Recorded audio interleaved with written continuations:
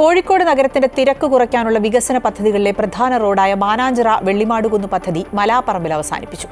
8 കിലോമീറ്ററിലധികം ഉണ്ടായിരുന്ന പദ്ധതി 5 കിലോമീറ്ററിൽ അവസാനിപ്പിച്ചതിന് പിന്നിൽ ഗൂഢാലോചനയുണ്ടെന്നാരോപിച്ച് കോൺഗ്രസും BJPയും രംഗത്തെത്തി. സ്ഥലം ഏറ്റെടുക്കൽ ഉൾപ്പെടെ കഴിഞ്ഞ പദ്ധതി വെട്ടിച്ചുരുക്കിയത് എങ്ങനെയെന്ന് നാട്ടുകാർക്കും നിശ്ചയമില്ല.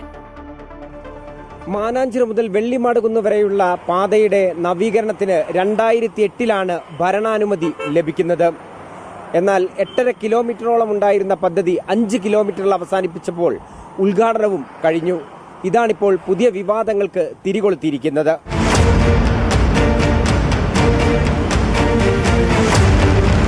മാനാഞ്ചിറ വെള്ളിമാടുകുന്ന് 8.4 കിലോമീറ്റർ റോഡ് പദ്ധതി 5.1 കിലോമീറ്ററിൽ അവസാനിച്ചപ്പോൾ പദ്ധതിയുടെ ഉദ്ഘാടനം കഴിഞ്ഞു. പദ്ധതി വെട്ടിച്ചുരുക്കിയതിൽ ഗൂഢാലോചന ആരോപിച്ച് കോൺഗ്രസും MP MK രാഘവനും ഉദ്ഘാടനത്തിൽ നിന്നും വിട്ടുനിന്നു. മാനാഞ്ചിറ വെള്ളിമാടുകുന്ന് പദ്ധതി മാനാഞ്ചിറ മലാപ്പറമ്പാക്കി മാറ്റിയതാര്? ഏത് ഉത്തരവിലൂടെയാണ് അങ്ങനെയൊരു മാറ്റം ഇതിൽ സംഭവിച്ചത്? അത് മാറ്റപ്പെട്ടിട്ടുണ്ടെങ്കിൽ കോൺഗ്രസ് പാർട്ടി അതിൽ ശക്തമായി പ്രതിഷേധിക്കുന്നു. ഞങ്ങൾ ആവശ്യപ്പെടുന്നത് മാനാഞ്ചിറ വെള്ളിമാടുകുന്ന് നേരത്തെ പ്രഖ്യാപിച്ച അതേ രീതിയിൽ അതേ ഉത്തരവ് പ്രകാരം പറഞ്ഞ കാര്യങ്ങൾ പൂർണ്ണമായി നടപ്പിലാക്കണം.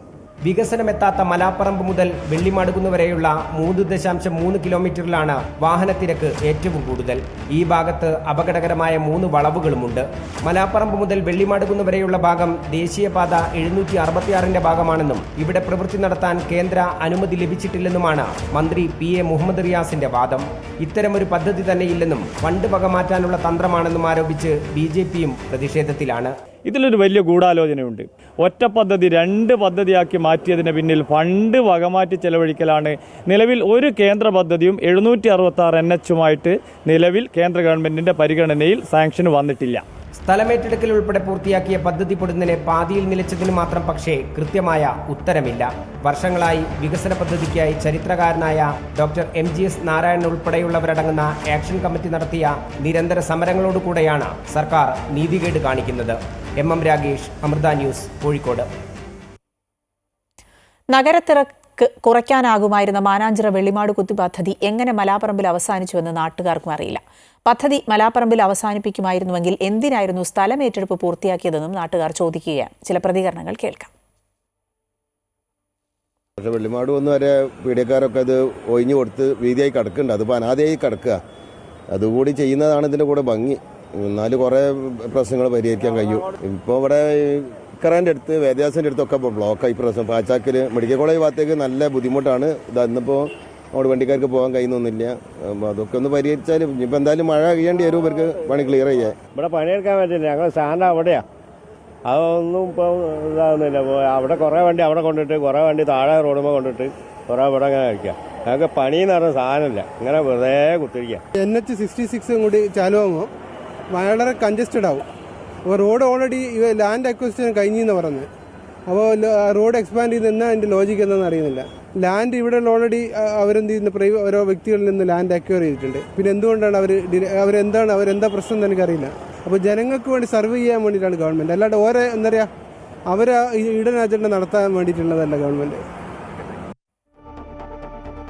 ഈ വാർത്തയുടെ വിശദാംശങ്ങൾ രാഗേഷ് നൽകും. രാഗേഷ്, പദ്ധതി ആരംഭിക്കുമ്പോൾ മാനാഞ്ചിറ വെള്ളിമാടുകുന്ന് വരെ എന്നായിരുന്നോ ഈ പൊതുമരാമത്ത് വകുപ്പ് പറഞ്ഞിരുന്നത്? ഒപ്പം പിന്നീട് എങ്ങനെയാണ് ഈ പദ്ധതി പകുതി വഴിയിൽ നിന്നുപോയത്? എന്താണ് ഇനി ചെയ്യാൻ കഴിയുക? അതെ, 2008 മുതൽ ഭരണാനുമതി ലഭിക്കുമ്പോൾ മാനാഞ്ചിറ വെള്ളിമാടുകുന്ന് റോഡ് എന്നായിരുന്നു പറഞ്ഞിരുന്നത്. ആ റോഡാണിപ്പോൾ മലാപ്പറമ്പിൽ അവസാനിച്ചിട്ടുള്ളത്. 2008 തന്നെ ഭരണാനുമതി ലഭിച്ചിട്ടുള്ള ഈ റോഡ് പക്ഷേ പിന്നീട് 2011 ഫയൽ കാണാതാകുന്ന സാഹചര്യമുണ്ടായിരുന്നു. പിന്നീട് നിരന്തരമായി ആക്ഷൻ കമ്മിറ്റി പ്രതിഷേധവുമായി രംഗത്തിറങ്ങി. ഡോക്ടർ MGS നാരായണനെ പോലുള്ള ആളുകൾ പ്രതിഷേധവുമായി രംഗത്തിറങ്ങി. അങ്ങനെയാണ് വീണ്ടും ഫയൽ പൊങ്ങി വരുന്നത്. ഭൂമാഫിയയാണ് ഇതിന് പിന്നിൽ. സ്ഥലമേറ്റെടുപ്പ് ഉൾപ്പെടെ തടയുകയായിരുന്നു ലക്ഷ്യമെന്നായിരുന്നു എന്നായിരുന്നു ആരോപണം ഉയർന്നിരുന്നത്.